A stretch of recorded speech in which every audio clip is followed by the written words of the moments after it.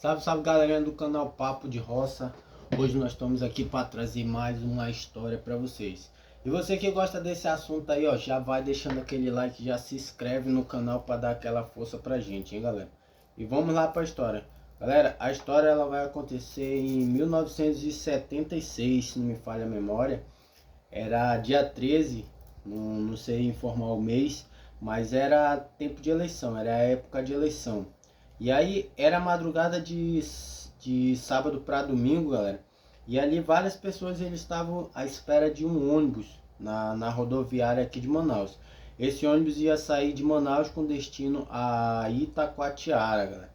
E ali várias pessoas estavam esperando ele, ansiosa também pelo fato de esse ônibus ser um dos primeiros ônibus com ar-condicionado da frota, né, de ônibus. E aí também com um pouquinho daquela curiosidade de saber, né, como é que era. E aí, galera, várias pessoas esperando. E aí o ônibus ele iria sair por volta das meia-noite, né? E o pessoal já estava ali esperando desde cedo. E aí chegou o horário da saída do ônibus, o pessoal todo vão para dentro do ônibus, entram. E aí se inicia-se a viagem, meia-noite, né? E aí o ônibus sai, faz a viagem e o que acontece? Quando foi por volta das 4h30, 4 horas para as 4h30, o ônibus ele já estava quase chegando no seu destino, que era Itacoatiara. Mas antes dele chegar em Itacoatiara, tem um rio, existe o rio, que ele corta, naquela época ele cortava a estrada. E aí para você chegar a Itacoatiara, você teria que chegar na margem do rio, pegar uma balsa aqui, atravessar, e aí você chegava do outro lado e aí andava mais um pouco de estrada para chegar no seu destino em Itacoatiara, né, galera? Agora não, agora já tem ponte, já os carros, ônibus já passam tudo direto. Mas quando aconteceu esse ocorrido, era dessa forma que acontecia, galera. E o que acontece? O motorista está chegando já próximo à margem do rio. E aí o ônibus fica sem freio, perde o freio, galera. E aí ele vai reduzindo, consegue reduzir.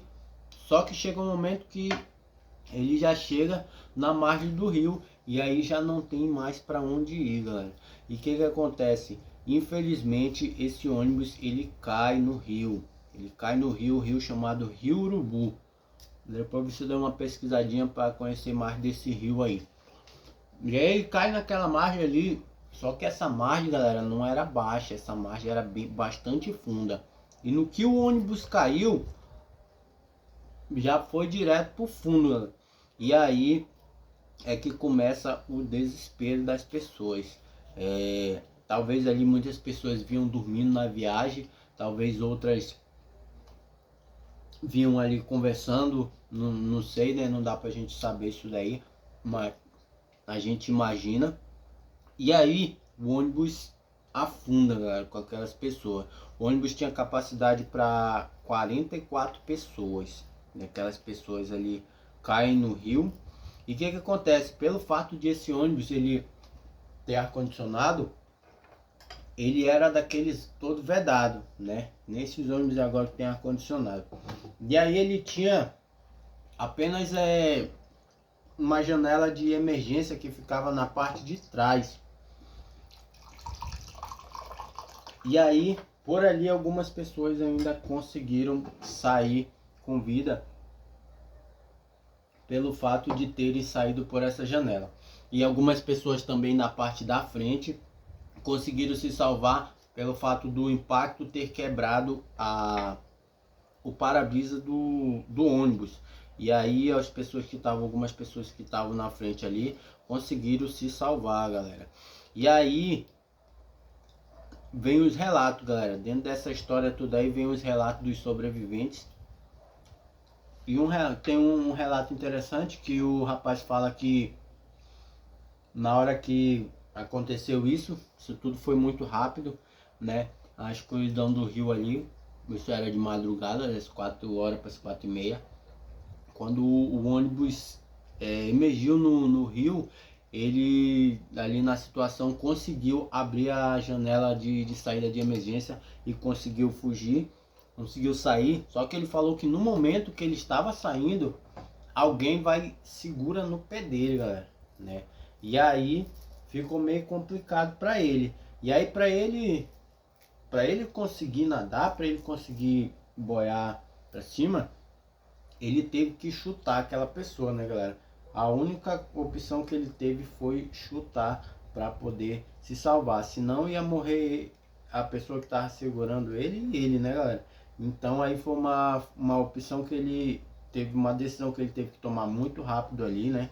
E aí também tem um relato do rapaz, do homem que ele disse que ele boiou e aí logo depois boiou também uma mulher que era funcionária do ônibus, era que pegava os bilhetes, essas coisas aí, fazia essa função. E aí ela se desesperou muito no momento quando aconteceu, depois que ela boiou, e aí ela começou a atracar nele, galera, no intuito de se salvar, gritando desesperada. E aí ela falava que não queria morrer porque ela tinha filhos para criar, né? E nessa hora o pânico tomou conta dela, né? E ele fala que ele tinha assistido uma reportagem no qual um bombeiro teve que desmaiar a pessoa para poder salvá-la, né? E aí ele fez essa tentativa aí de desmaiar ela, mas também não teve êxito, não conseguiu desmaiar ela. E aí, graças a Deus, apareceu ali uns catraeiros. Catraeiro é aquelas canoas que atravessam aqui no Amazonas, aqui nos rios, atravessam a pessoa de uma margem para outra. Eles usam uma canoa e é chamado catraeiro. E aí conseguiu salvar eles dois e também mais algumas pessoas, né? Como eu falei, o ônibus ele tinha capacidade para 44 pessoas e poucas pessoas se salvaram. Morreram 39 pessoas ali afogadas dentro daquele ônibus, né? E aí também tem um relato interessante, ainda tem dois relatos interessantes. O primeiro é de um casal recém-casado, né? E estavam indo em lua de mel para essa cidade, para Itacoatiara. E aí, pelo fato de eles estarem casados, querer ir junto no mesmo ônibus, eles chegaram para um rapaz e pediram para trocar passagem, porque até então eles tinham conseguido apenas uma passagem, compraram a última passagem e eles queriam ir junto. E aí eles chegaram num cara que já tinha comprado a dele e conversaram para tentar trocar a passagem para poder eles ir junto, né? E aí eles insistiram com o rapaz ali e aí conseguiram trocar com ele, né? E aí foi o casal junto em lua de mel, né? Naquele ônibus. E aí morreram também, galera. Eles, segundo o pessoal, eles morreram abraçados dentro do ônibus. Morreu muita gente, galera, porque assim, esses acidentes é muito rápido, galera. O acidente ele é muito rápido. Às vezes a gente que vê de fora assim, eu ia fazer isso, eu ia fazer aquilo. Não faz não, galera. Não dá tempo de nada não. E aí bate o desespero, aquela coisa toda. E talvez também muitas pessoas eles estavam até dormindo. Outras estavam presas ao cinto também. Na hora não dá tempo, se afoga muito rápido, né? E também tem mais um relato interessante que ia uma família toda viajar naquele ônibus. E o que aconteceu? O pai chega para dois filhos dele lá. E aí ele pede para que esses dois filhos dele volte para casa porque ele estava com medo de deixar a casa só aqui na capital, aqui em Manaus, com medo de arrombarem a casa, de entrarem, né, e saquear as coisas dele lá. E aí ele convence os filhos deles a ficar. E aí os filhos concordam, vão para casa, né? E aí um dos irmãos acordou de madrugada, galera. Acordou de madrugada agoniado, chamou o irmão dele e aí disse que teve um sonho, e nesse sonho ele disse que a irmã dele estava chamando ele, acordando ele. E aí ele fala que essa irmã dele, no sonho, ia falar alguma coisa pra ele. Mas antes de ela conseguir falar, ela morria, galera. E aí eles acordaram naquele desespero ali. E aí não conseguiram mais dormir. E aí pela manhã já tiveram a notícia que o restante da família dele tinha morrido naquele acidente, galera, né? E aí depois de muita luta, galera, conseguiram tirar o ônibus do fundo do rio. E aí que vem algo interessante, uma parte interessante da história. Quando eles tiraram o ônibus, que eles conseguiram içar ele, muitas dessas pessoas, galera, elas estavam parcialmente comidas, né? Tinham sido comida por piranhas e candiru, que tem muito aqui no rio da Amazônia, né?